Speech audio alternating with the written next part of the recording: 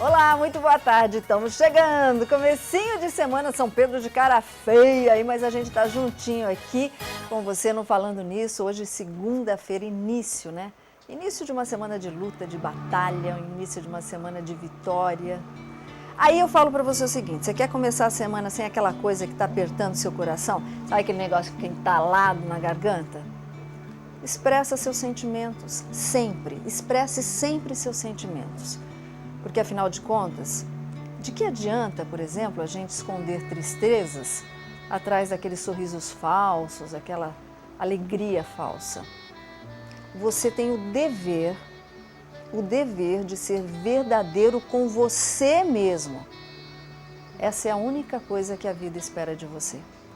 Aí fala, ai, mas às vezes é tão difícil ser sincero, que se dane os outros, que se dane a opinião dos outros. Faça o que você tem que fazer sem machucar ninguém. Lembre-se sempre de se colocar no lugar do outro também. Mas que se dane, seja feliz com você mesmo, tá? Bom, segunda-feira, Pedro Mariano, é dia de saúde. Vamos lá? Dicas de saúde.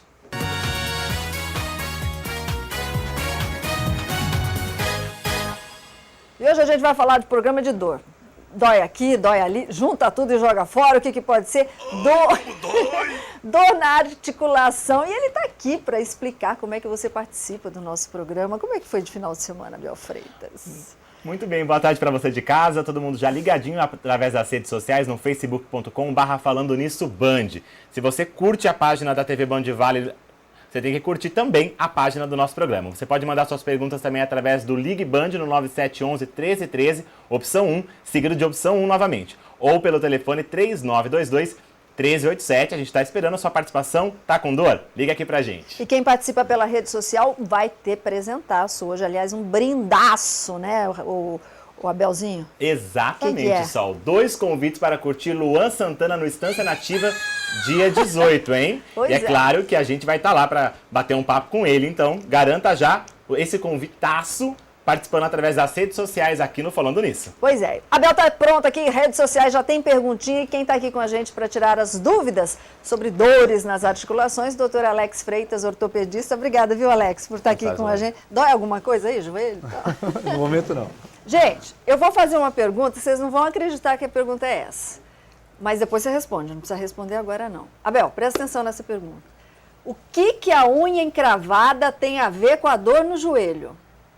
Uau! O que a unha encravada tem a ver com a dor no joelho? Fica essa pergunta no ar que daqui a pouquinho o doutor Alex vai responder. Eu também não sabia.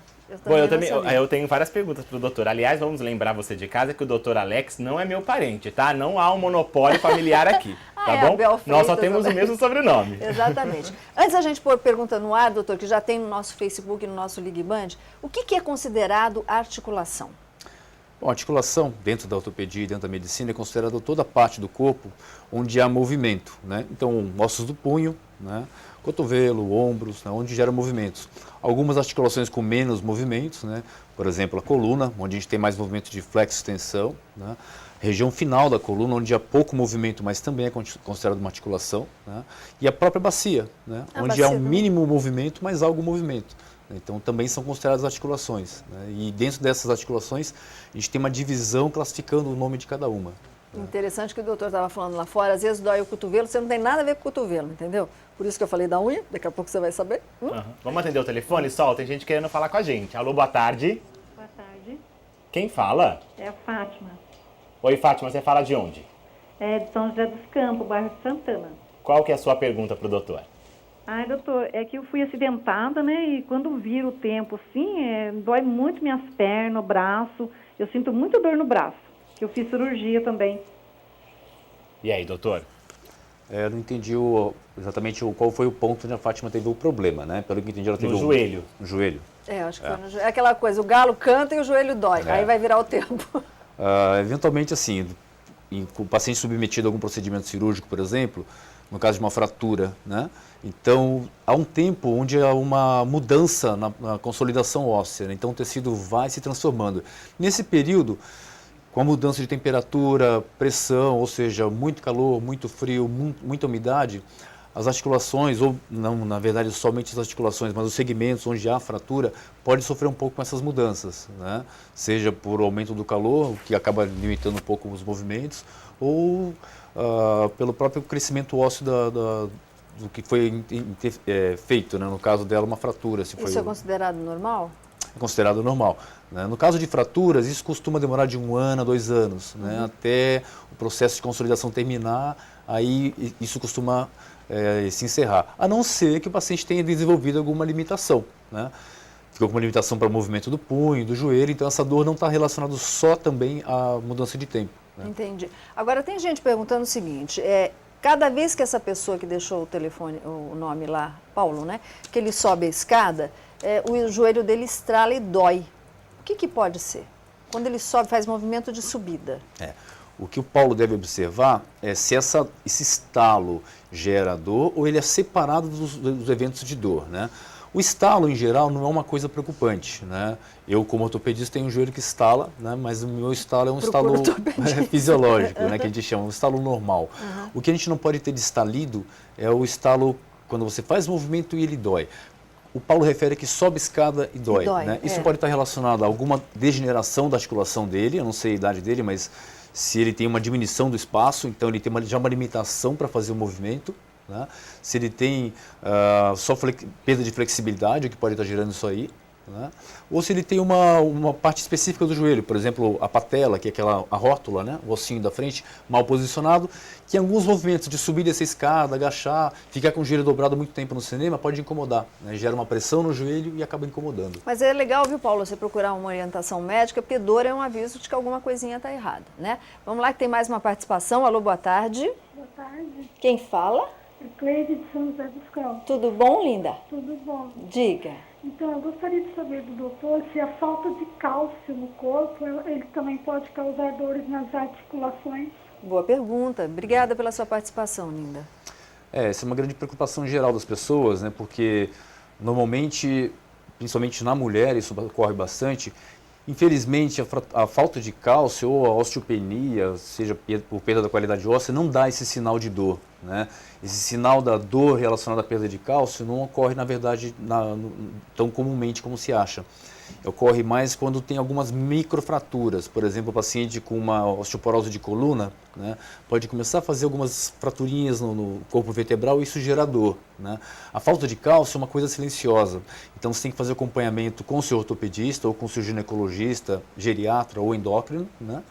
E pedir um exame que chama densitometria óssea. Através desse exame você vai conseguir perceber se há uma deficiência no cálcio do organismo, não só pela densitometria, mas pela própria dosagem do cálcio no organismo. Entendi. Abel Freitas, você está de olho aí na telinha do Facebook do Falando Já estou Nisso? separando aqui só as primeiras perguntas para você que está participando pelo facebook.com/falando nisso Band. Daqui a pouquinho eu já vou separar e já vou mandar essas perguntas para o doutor. Já posso mandar alguma agora? Pode mandar, pode mandar. Então vamos lá. Nós temos uma perguntinha aqui da Michele. Deixa eu só confirmar o nome dela que está um pouquinho lento hoje. Perdão, Elisângela Goulart. Boa tarde, tenho sentido muita dor no nervo ciático. Nem o remédio que eu tenho tomado tem aliviado. Gostaria de saber se poderia me explicar um pouco sobre isso, sobre essas dores no nervo ciático. As dores do ciático, o ciático é o maior nervo do corpo, né? É aqui atrás? Começa localiza... no bumbum e vai até o pé? Exatamente, né? Aquela dor glútea posterior que desce lá para a perna. Geralmente ela é caracterizada por uma dor posterior, que pode dar limitação de movimento, geralmente dá, né? Pode ser ocasionada por um esforço físico feito de forma inadequada, né? Por uma limitação da sua coluna, né? Eventualmente pode se confundir com outras doenças, né? Como uma hérnia de disco, que pode dar uma sintomatologia parecida, né? Uma síndrome que chama síndrome do piriforme, que também é uma compressão do ciático, mas fica mais localizada no bumbum, né? E o tratamento para isso envolve, geralmente, uma forma lenta, tem que ter um pouquinho de paciência, tanto do médico quanto do paciente, né? Porque não é só a base de medicamentos, né? Exige dedicação do paciente em termos de perda de peso, alongamento, trabalho na maior parte das vezes com fisioterapeuta, que é super importante nesses casos, né? E pode melhorar tanto em 10 dias quanto demorar 6 semanas a 3 meses. Cada caso é um caso. Ok, então. Bom, doutor Alex continua aqui com a gente, Abel Freitas já nas redes sociais, aí daqui a pouco tem bafão aqui no Falando Nisso também, só que chegou a hora da gente conferir as notícias da redação.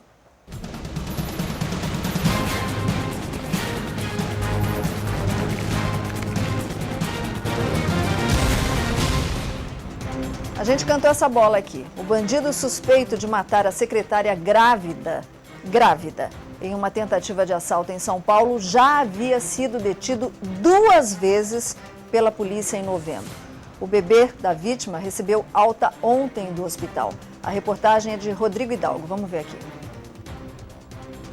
Na manhã de ontem, parentes da criança ainda não esperavam que ela recebesse alta. Tá amarelinha ainda, precisa tomar banho de luz. Mas à tarde, depois de 5 dias nesse hospital, Gabriela, que nasceu numa cesariana de emergência, foi liberada pelos médicos para ser levada para casa. O parto foi antecipado porque a mãe dela, a secretária Daniela Nogueira Oliveira, foi baleada na cabeça numa tentativa de assalto na zona sul de São Paulo. Imagens de câmeras de segurança registraram o carro da vítima passando pela rua. Atrás de um segundo veículo surge a moto dos bandidos. As imagens mostram ainda o atirador correndo e o instante em que ele e o comparsa fogem. Reconhecido por uma testemunha, Alex Alcântara de Arruda segue preso neste distrito policial. Ele tinha 2 antecedentes criminais. Um deles foi a tentativa de roubo da moto de um PM à paisana em 2010. Condenado a 1 ano e 9 meses de prisão, Alex teve a pena convertida para o regime aberto em outubro de 2011. Nesta decisão judicial, o desembargador afirma que é mais recomendável dar ao não reincidente uma primeira oportunidade de recuperação social do que deixá-lo trancafiado numa penitenciária que se tem demonstrado uma escola do crime. Ontem, um suspeito foi preso, mas em seguida a participação dele no crime foi descartada. Como a testemunha disse que viu rapidamente o segundo envolvido no caso e não tem condições de ajudar no reconhecimento, policiais dessa delegacia vão adotar outra estratégia para prender o bandido. A identificação da moto amarela que ele conduzia no momento do crime. Pois é, prender o bandido é legal, beleza, a polícia vai lá e prende. E depois? Vai receber indulto, vai receber benefício, abrandamento da pena? É isso que tem que se rever nesse país. Está muito fácil ser bandido nesse país. Essa é a questão. E um medicamento para combater a diabetes pode ser uma nova arma contra o câncer de ovário. Uma bela notícia. Uma pesquisa nos Estados Unidos descobriu que metformina ajuda a impedir o crescimento do tumor. A reportagem é de Antônio Petrin. O câncer de ovário matou quase 3.000 pessoas no Brasil em 2010. É o tipo de câncer mais difícil de ser curado. Em quase 80% dos casos, a doença só é descoberta com um estágio avançado e quando a remoção é feita, o câncer já pode ter se espalhado por outros órgãos. Na grande maioria das vezes, quando você desconfia de câncer de ovário e indica a cirurgia e durante a cirurgia você avalia o abdômen, na maioria das vezes o câncer ele já se encontra em estágio avançado. Com Dona Rosa, tudo começou há pouco mais de 1 ano, com algumas dores no abdômen. Ela fez 3 exames de ultrassom e nada foi descoberto. O diagnóstico só apareceu depois de uma ressonância magnética. E não tinha sintoma nenhum.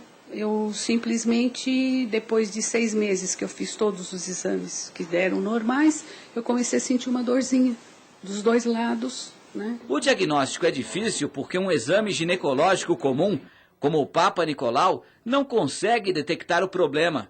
E os sintomas não são específicos, como, por exemplo, inchaço no abdômen ou pequenas dores na barriga. Um novo estudo nos Estados Unidos revelou agora que um tipo de remédio para diabetes pode ajudar no combate ao câncer de ovário. Segundo essa pesquisa, a metformina combate as células cancerígenas e diminui o risco de morte em até 3,7 vezes. A pesquisa acompanhou 239 mulheres diabéticas que tinham câncer de ovário. Enquanto isso, Dona Rosa recorre ao tratamento tradicional, quimioterapia e fé. Todo mundo tem que fazer sempre os exames preventivos, isso é assim imprescindível, tem que ser feito sempre. E, infelizmente, quando detectar a doença, enfrentar. Ter fé. Bom, a gente faz a primeira paradinha aqui, mas antes, Abel, já tem bafão aprontando aí todas para o segundo bloco do programa, né? Tem muito bafão e eu tô louco pra contar, viu? Tem bafão da família Camargo. Zezé de Camargo envolveu a filha Vanessa Camargo em um bafão que, olha, deu até dor. Tem tudo a ver com o programa de hoje. Você não vai sair daí, hein? Daqui a pouquinho a gente se fala.